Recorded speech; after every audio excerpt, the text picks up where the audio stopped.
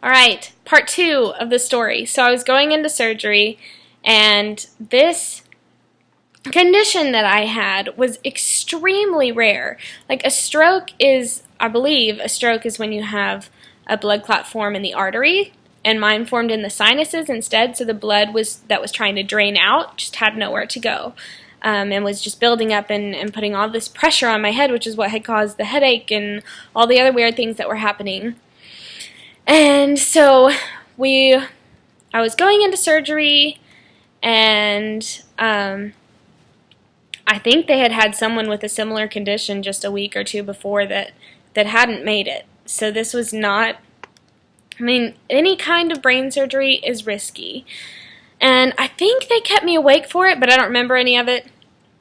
Sad, I know. I'm sure it was cool, but I was kind of in a lot of pain, so, I just wanted them to fix me. So what they did was they went in, actually, it was interventional radiologists who did it, and they went in through my femoral artery, I believe, and wound all the way through my body, up into my head, and basically they roto-rootered my brain.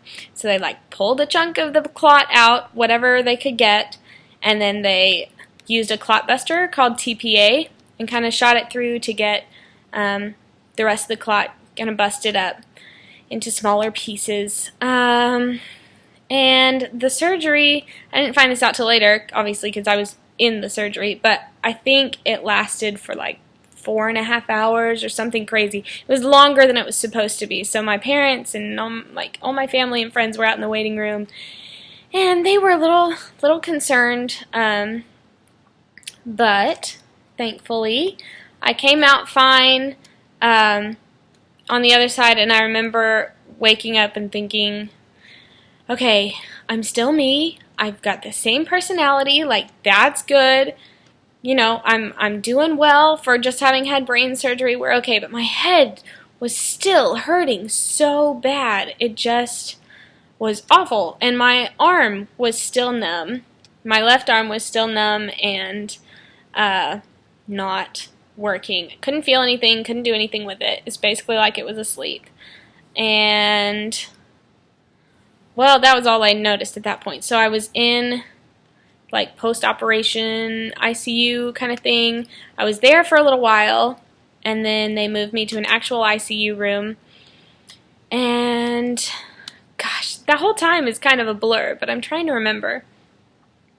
I had people come in and test things. I'm in school to be a speech therapist, so you would have a speech therapist come in and, test your language functions and make sure that was all good. And then I'd have a physical therapist come in and test all of that. So somebody came in and, said, can you feel this? Can you feel this on my arm and on my hand? And I was like, kind of. I can tell it's there, but that's about it. I can't do anything about it. So I remember being in the ICU and just being sad because obviously music is such a huge part of my life. And I thought, I've always wanted to learn to play the guitar, and now that's not going to happen. And I'm never going to play piano again because my left hand is it's dead. It's gone. But you know what? This is the hand I've been dealt, and God wouldn't give me more than I can handle. So I'm just going to start to learn to live with it. So as people came in and did evaluations, obviously we knew my hand was gone. Well, then the doctors came in and said during surgery there was a complication and that I had a slight bleed in my occipital lobe. And he was like, oh, but it's not a really important part of the brain. It's fine. And I was like, it's just my eyes. Come on. But shortly after that, somebody came in and said, read these 2-word phrases or describe this picture. The picture one was the one that really did it. And he said, what is this picture? And I said, it's a tree. And he was like, no, tell me the whole thing. I said, okay, it is a tree with branches. I don't know what you want me to say. It's just a tree. That's all I see is a tree. Later, come to find out, it was actually 2 trees with a hammock strung between them. But what happened, which is what we figured out at that point, they started doing the, can you see these? How many fingers am I holding up over here? And we figured out that I couldn't see past midline on the left side. So what had happened was the bleed had knocked out my peripheral vision, my left peripheral vision in both eyes. So I could still see out of my left eye, but I just couldn't see like the left half, if that makes sense. So, yeah, left arm was gone, left peripheral vision was gone. Then I tried to smile. Because I smile. People need to smile. In that kind of situation, you either laugh or you cry. And so I just decided to laugh, and just be myself. And this is something we can get through. I'm alive. I'm me. I'm in school for therapy, so this will be a good learning experience. Like, we're just going to do it. So I tried to smile, and I noticed that the muscles just didn't feel right. It just didn't feel like it looked right. It felt kind of more like a grimace than an actual smile. And so I asked them, because I'm in speech therapy, it's like I know that if you've had a stroke or something similar, the left half of your face can sometimes droop, or half of your face can droop, whatever half is affected. So I said everything else is happening on the left side because it was in the right hemisphere that I had damage. So I said, is the left half of my face drooping? And they're like, smile?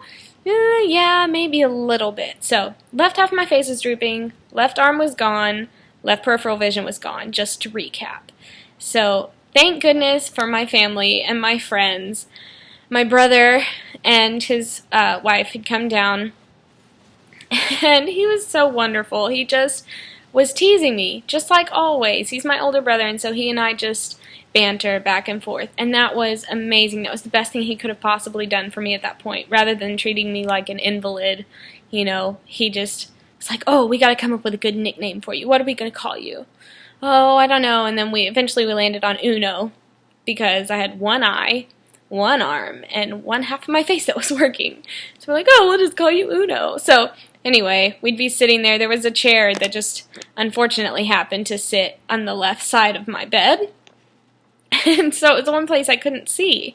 So I'd be like watching over here, and I couldn't see the left half. And Chase would come in and get really close to my face. So then if I turned and could see him, he was like right there. So anyway, he was great messing with me and making me laugh. So there's a lot more I could tell you about that period of time. But here comes the part I really want you to know about. I'm hoping you can tell just from the video so far, but I am a Christian. I got baptized when I was like 8. I grew up in the church, and I believe that God has a plan for me, and that even when bad things like that happen, that there's a purpose behind them. And the fact that I came out of it at all, even if I had passed away, then there would be a purpose behind that too. That's going to affect somebody else and turn their life around.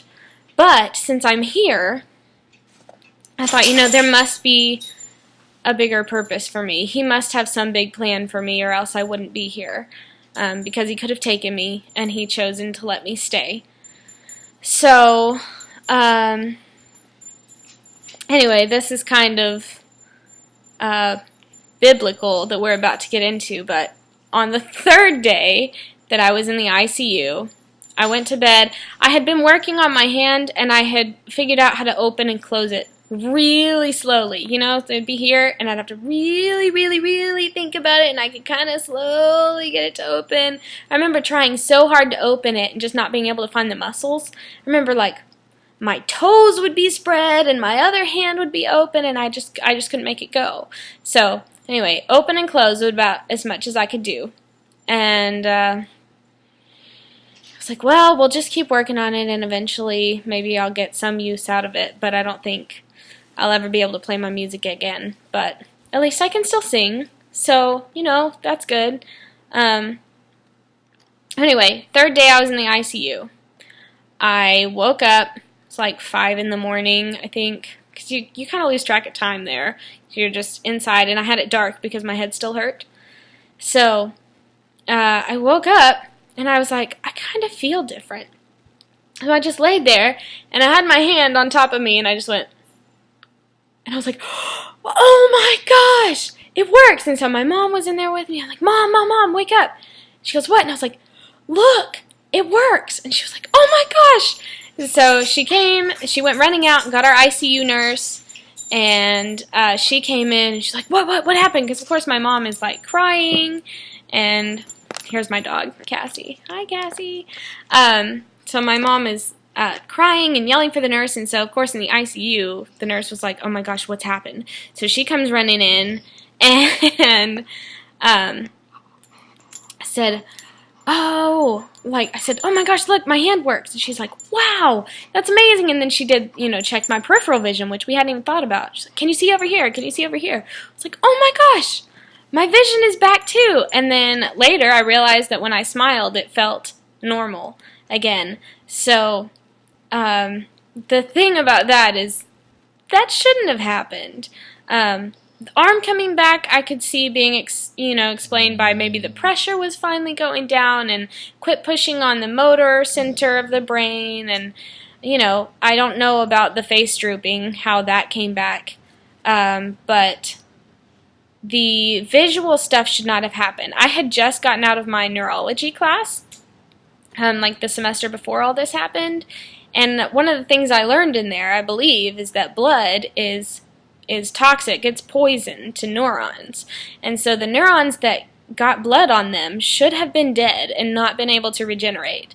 So that vision should not have come back. So that was nothing short of a miracle. And not like a, oh my gosh, I got an A on my test, this is a miracle kind of miracle. But I'm talking like the paralytic picks up his mat and walks away kind of biblical style miracle. So, a lot happened after that. Went through lots of therapy. A year later, I got to go back to school and finish my degree with the original class that I started with. I still finished in 4 years, and now I'm off in a different state going to graduate school for speech therapy. And I did learn how to play guitar, and I did go back to playing piano. But anyway, that's why I wanted to tell you guys about this, is because now every time you see me play something, play an instrument, or do anything with my hand, I want you to understand what a big deal that is, because it shouldn't be possible.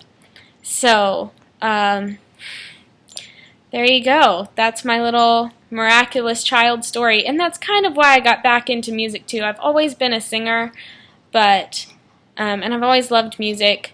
When I was a kid, I wanted to be a singer, like professional singer. But I just, put it away and said, oh, it's just not realistic, and I don't know that that'll ever happen. But after all this brain stuff went down, and like I said, I just feel like I'm made for something bigger. I feel like I should write a book or go out in the world and just tell everyone that I can find about what happened, because it's a miracle.